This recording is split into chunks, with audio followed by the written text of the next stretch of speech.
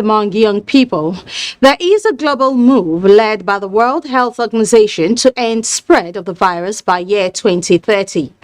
2018 data by the Nigeria HIV and AIDS Indicator and Impact Survey reveals that 41% of new cases occur among adolescents and young people ages 15 to 24. Similarly, the 2018 Nigerian Demographic and Health Survey shows that only 43% of young women and 34% of young men ages 15 to 24 have comprehensive knowledge of HIV. To address this, Nigeria has joined the global move to end the disease through the introduction of Gen N, which means Generation Negative, a 5-year plan. It is the first ever national youth-focused HIV prevention campaign. It is aimed at harnessing the collective energy of Nigerian youths to achieving an HIV-negative generation. How does the country intend to accomplish this? How can the campaign get to the remote places? These and more will be our focus on Panorama today, coming to you live from the Lagos Network Center of the Nigerian Television Authority. I am Adeola Komi Akere. Remember, you can watch this news broadcast live on our website at nta.ng/live and on our other social media handles displayed on the screen for updates.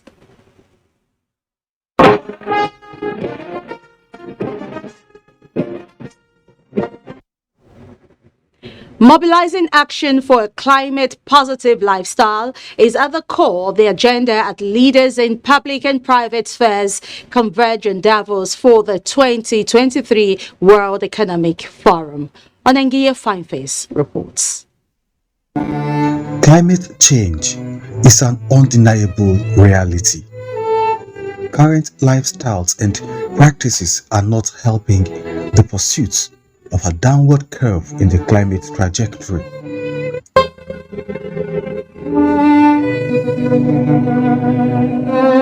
I See You, the concert, opens the 2023 World Economic Forum as a cultural message of unity and collaboration. It is a call to action to world leaders and policymakers to implement appropriate and required agreements to protect and preserve natural ecosystems, especially the coral reefs of the northern Red Sea. Rapid ocean warming poses a risk to the survival of coral reefs, but a series of recent studies revealed that corals in the northern Red Sea, one of the longest living reefs of the world, are extremely resistant to the rising water temperature. The discovery means that this major coral reef ecosystem has the best chances of survival until the end of the century and beyond. But it implies that the countries of the region work together in harmony, in goodwill, and in trust. It could serve as an example how we all can work together to protect other natural treasures of this world. The forum seeks, among other issues, to promote changes needed to restore the health of the planet and protect the well-being of current and future generations. Onengiya Fineface, NTA News. The State of Israel says it has concluded plans to allow direct flight from Nigeria to Tel Aviv. This is expected to commence in March this year. Let's join Musa Babaliu for details from Jerusalem. Israel, a country of less than 10 million people, is sitting on 250,000 hectares. As small as the country is, it is ranked the world's fastest growing tourist destination, and Nigerians are among the millions of people that visit the country annually for religious, business, and tourism purposes. In spite of this, the bilateral trade between Nigeria and Israel remains low. However, the Deputy Director General African Department of Israel Foreign Affairs says the expected direct flights from Nigeria will further boost trade between the two countries. Right? We are looking forward, and I think that with this new line of direct flights that is going to take passengers from both Abuja and Lagos, it's going to serve not only Nigeria and Nigerians. I believe that it is going to serve also some of the neighbors. Nigeria will also benefit from various development programs of Israel, from agriculture to renewable energy and education. The fields of interest are becoming larger between our two countries. It includes also medicine, it includes education, it includes other fields as well.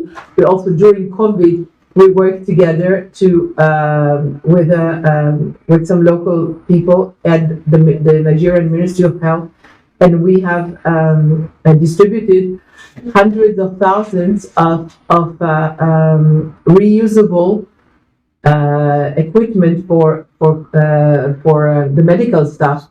Israel is also looking up to Nigeria and other African countries for support in the fight against security threats and terrorism.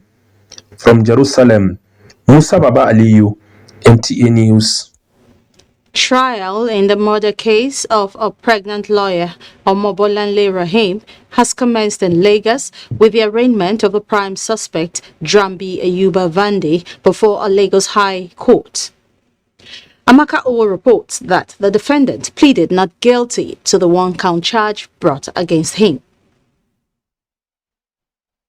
Hearing the criminal matter between Lagos State Government and Drambi Vandi, alleged to have shot and killed Omobolanle Rahim in Aja area of Lagos, was earlier stalled due to the absence of the defense counsel. Taking his plea after commencement of hearing, the defendant, Drambi Ayuba Vandi, pleaded not guilty to a one-count charge preferred against him. The first prosecution witness, Inspector Matthew Ame, the police officer who was on duty alongside the accused the day the incident occurred, during a stop and search operation, gave a vivid account of the incident, stating that a Toyota car without a plate number refused to stop when it was flagged down. He said he heard gunshots and saw shattered windscreen of the Toyota, after which a dark lady ran to the defendant and accused him of killing her sister. During a cross-examination, defense counsel Adetokunbo Odutola pointed to some differences in the statement of the witness.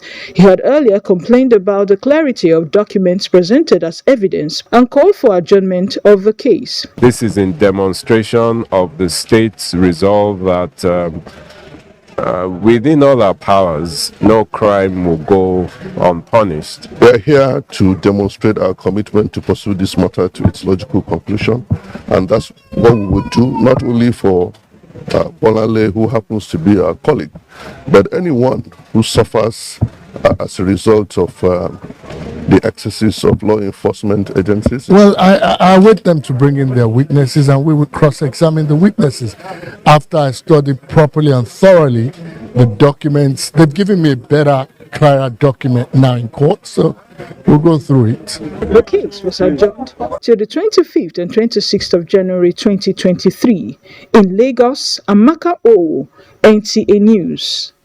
Adoption of digital technology has to a large extent impacted various aspects of human activities, bringing about more efficiency and high returns.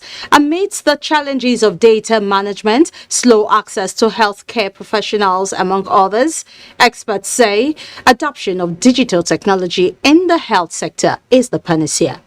In this report, Joel Popola examines the benefits of digital technology in healthcare delivery. A bulk of the Sustainable Development Goals is hinged on achievement of effective healthcare delivery. Realizing these lofty goals has undoubtedly become a tall dream in Nigeria due to the analog practice in some aspects of healthcare delivery. Digital technology, which according to experts is in tandem with global best practice, can eliminate the waiting time, which has become a thorn in the flesh for many Nigerians. Where is patient confidentiality? There's nowhere. When we are still using paper files where people can just pick up a case note and then be able to read through a file of any patient, personally, I see it absurd. Accurate diagnosis, prompt emergency service, telemedicine and adequate monitoring of patients are some of the gains of digital health. Health management has taken another dimension, so because we now have the HMOs through which organizations can actually subscribe, and then it's very cheap for the employees to join. to join through a group, and it's cheap. It's not like before. These practitioners say any hospital that does not go digital may go into extinction since government health policy has now encompassed digital health. Just this is 2023, 2021. Minister of Health, the commissioner, called me to come to Lagos State Ministry of Health and discuss digital health. And then we trained some medical directors and CMD on electronic medical records and also on electrical health records. We were so amazed. While anticipating more policies that can further drive adoption of digital health initiatives in the country, experts are positive that healthcare delivery will take a new narrative to the benefit of all Nigerians and stem the tide of needless medical tourism. In Lagos, Joel Ukbola, NTA News. You're still watching Panorama, reaching you live from the Lagos Network Center of the NTA. Let's take a short break. More news when we return. Go to stand with NTA and stand against rape and rapists. Save me, save my children. I stand with NTA. I stand against rape and rapists. I stand with NTA. I'm a star. I stand with NTA. I'm a star. Inshallah, I stand with NTA. I stand against rape and rapists. I stand with NTA. I stand against rape and rapists. I stand with NTA. I stand against rape and rapists. I stand with NTA. I am a star. I stand with NTA. I stand against rape and rapists. I align my patriotism with NTA in the fight and crusade against rape and rapists. Nifa, I stand with NTA. I stand against rape and rapists. Join millions of Nigerians, stand with NTA, stand against rape and rapists. That victim is one of us. Speak up and speak out. Be a star. This message is from the Nigerian Television Authority.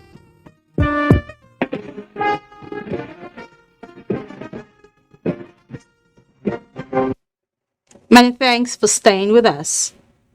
HIV remains a serious health challenge in Nigeria, with new infections more prevalent among the productive age bracket. In this report, Hingino John Adams tells us how the federal government is strategizing towards eradicating the disease. There is a global move to end HIV by 2030, and Nigeria is building a strong force to meet the target.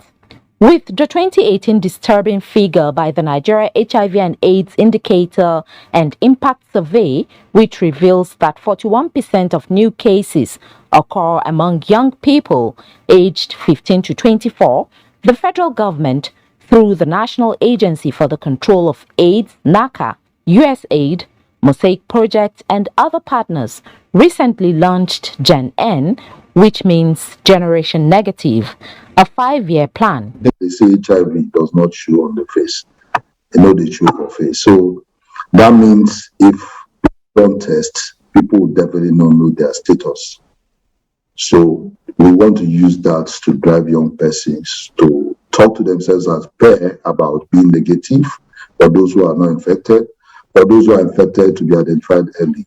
NACA, as the apex HIV control agency in the country, is faced with the task of building a movement fueled by the country's 43.2 million youths to enhance HIV prevention, treatment, and care services by adolescents and young people to meet the 2030 target. We need to work together as a global health community. Also, the eradication of that stigma that surrounds HIV or any HIV-related situation. Get the message out there so that people can reduce other risky behaviors or be privy to services that might prevent them from either getting the virus or spreading the virus. Identifying key players that will remove barriers of accessing care and encouraging youths to adopt healthy behavior are important. In Lagos, Hingino John Adams, NTA News. Joining me via Zoom to further discuss the collective energy of Nigerian youths to achieve an HIV negative generation is Daniel Ndukwe, Deputy Director, Prevention and Social Behavioral Change Communication, National Agency for the Control of AIDS, NACA. Thank you for joining us on Panorama. Thank you very much. Hello, viewers. Okay, the statistics we have says about 1.6 million Nigerians are currently receiving treatment for HIV. How will you describe the situation in the country? Well, I would say the situation, we are not where we want to be, but we have made a lot of good progress. So that progress is based on the statistics we have. It is estimated that about 1.9 million Nigerians are living with HIV. And then if we already have put over 1.6 million on treatment, that is something very good. There was a time our prevalence was much bigger than this, and then we didn't even have up to 1 million people on treatment. So that's a big achievement. And then the other way to look at it is to say, what about the incidents? The new infections are declining.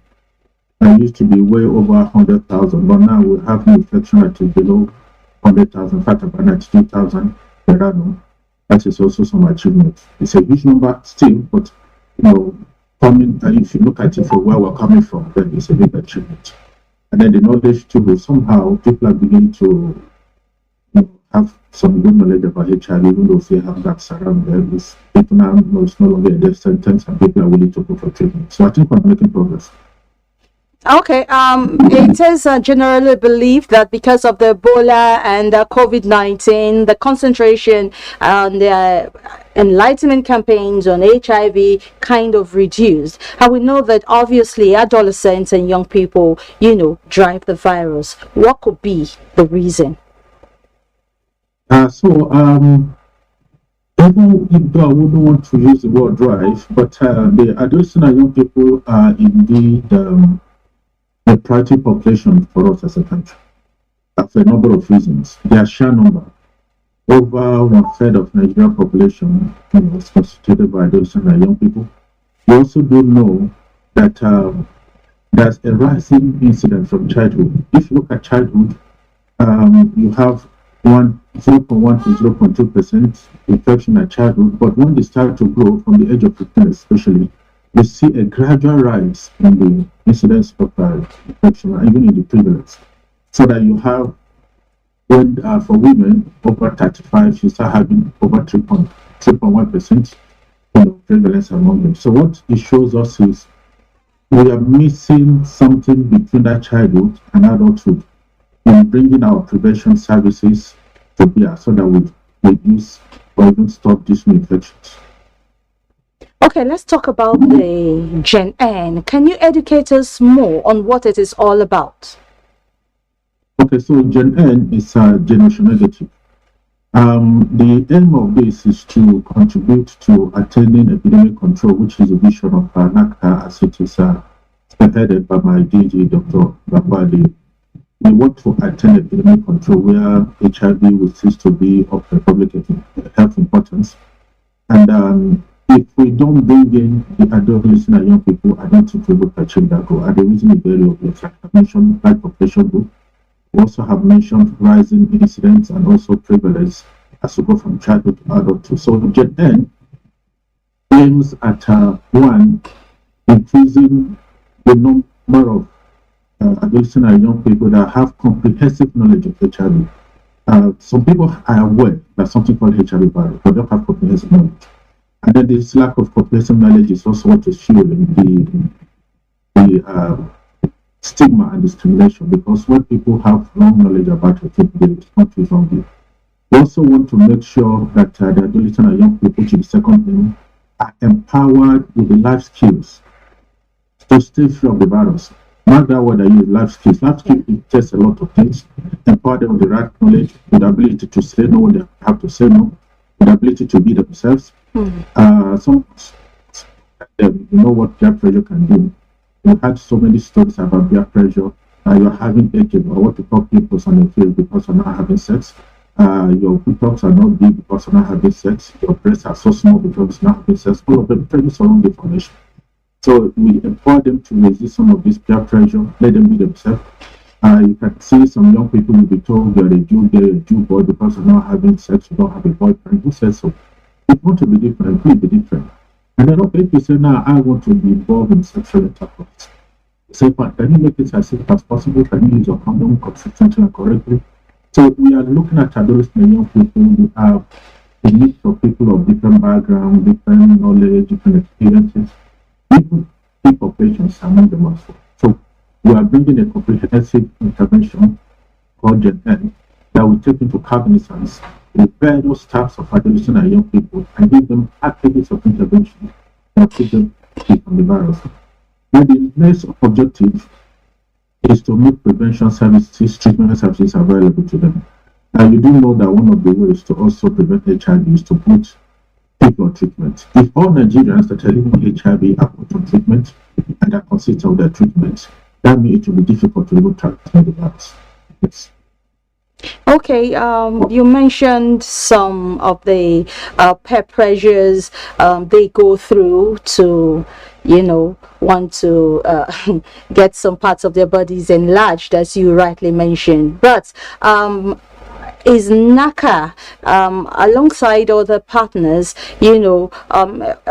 working to achieve negative HIV negative generation, by 2030, taking into consideration those in the remote areas? Yeah, so fine. It's beautiful you brought that up. I remember during the last World AIDS Day, my DG did mention that we're actually on course for achieving epidemic control by 2030. Now, having said that, NACA is the agency that has the mandate to bring everybody on board. So it doesn't mean NACA has everything it takes, but it means NACA has the skills to bring all our partners, donor partners, implementing partners, community-based organizations scattered across the federation. The HIV response is one response that has structure across the light and database country. Even the remote area you just mentioned, the rural areas, there are NGOs or CBOs that are operating in those areas. And we engage with them. We engage with them, sometimes not directly, but also through our sister agencies in the state, or called these state agencies for the control of AIDS. And then we empower them, engage with them to reach the rural areas. And I'm happy to talk about the rural areas. There was a time we did some epidemic analysis. Mr. Ndukwe, please, because of time, we just want you to quickly say if Gen N will last for long. Certainly it will. It will, because what has made it different from the previous ones is government is driving this, and we're doing it together with all the partners. All of them are part of the development, the roadmap will have the objectives, so we're working together. So because we're together, I believe it's going to last and also make it bigger. Thank you very much, Mr. Ndukwe, for your time on Panorama. Thanks for having me. It's now time for us to join Gift Judge for Sports Update.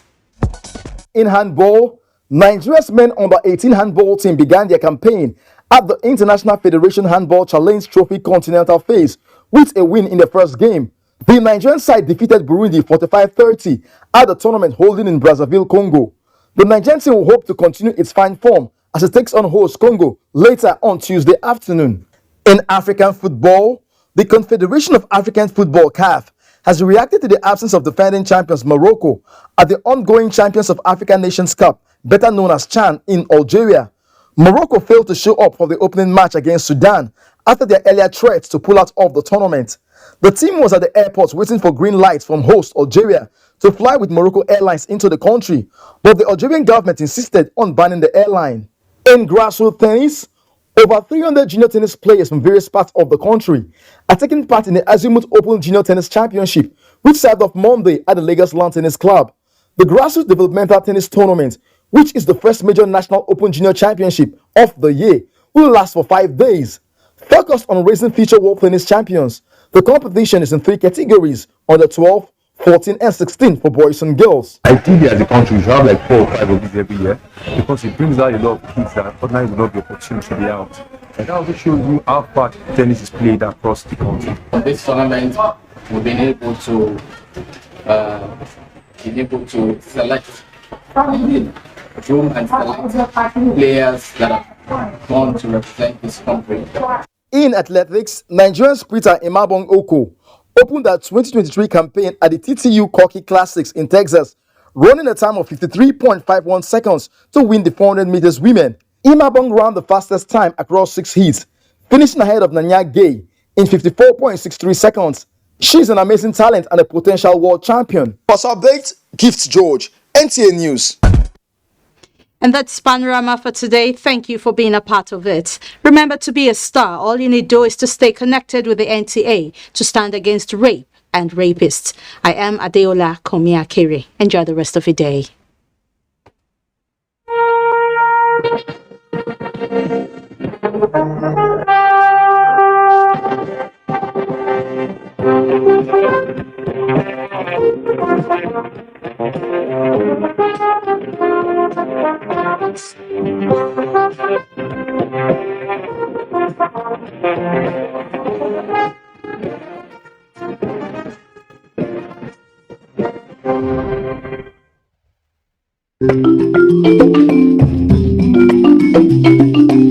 Did you get to see the way